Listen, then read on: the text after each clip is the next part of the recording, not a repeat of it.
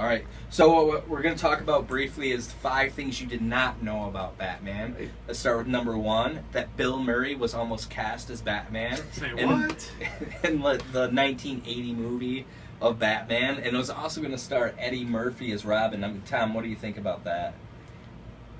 I'm glad that didn't happen. That would have been really... It would have, yeah, I couldn't imagine. Bill Murray's great, no. And Eddie Murphy's great, as a no. Ghostbuster, but not But as Batman. yeah, exactly. Like, together in that combo, like, I'm glad that didn't happen. I'm all for Bill Murray and I'm all for Eddie Murphy. Right. But then teaming up as like a superhero fighting team, Super duo there. it's something. Kyle, what do you think? Like Tom said, I really don't know what to think about that. I'm just kind of glad it never happened. Let's hope that never does happen because Never we're does still happen. alive. Not in this lifetime. So we're Our favorite butler!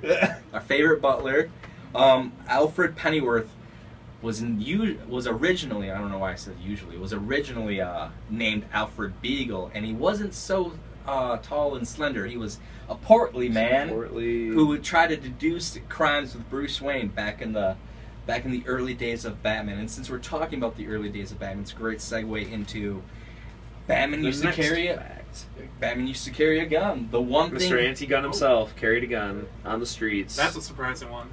No one would ever think that. Open carry. What? It's amazing to think that so much has been defined by Batman as someone who will not break that rule of killing and really just dislikes guns because, you know, it's such a tragic killing of his parents by the use of a gun. Right. Yeah.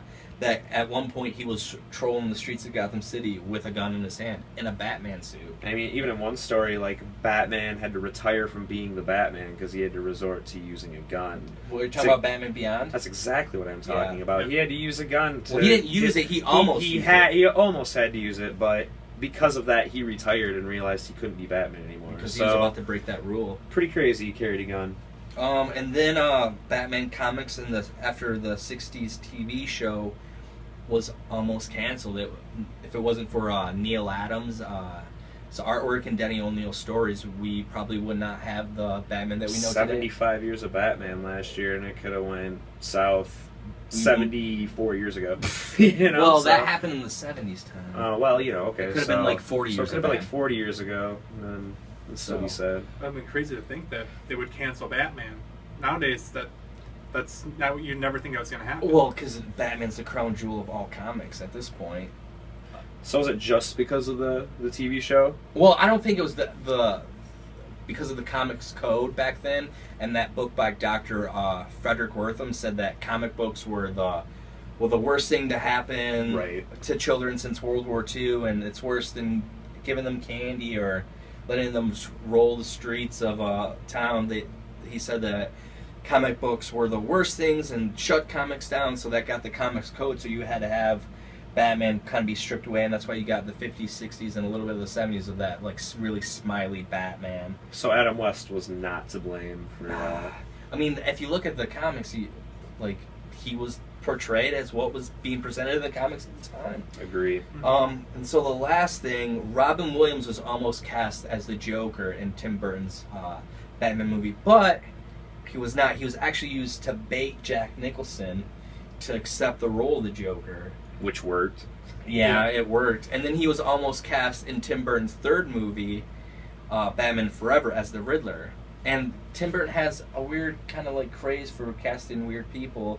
Marlon Wayans was almost cast as Robin. I liked him in the G.I. Joe movies, but I just don't see him as the Boy Wonder. Yeah, I think he would have been too old for that role. I agree. Even though Chris Donald was like 42 when he was cast in Batman Forever. Fair enough. So that was it. That was 5 of them. 5 facts you didn't know about Batman. I'm Justin Shanlin. Kyle Davis. Tom Harper.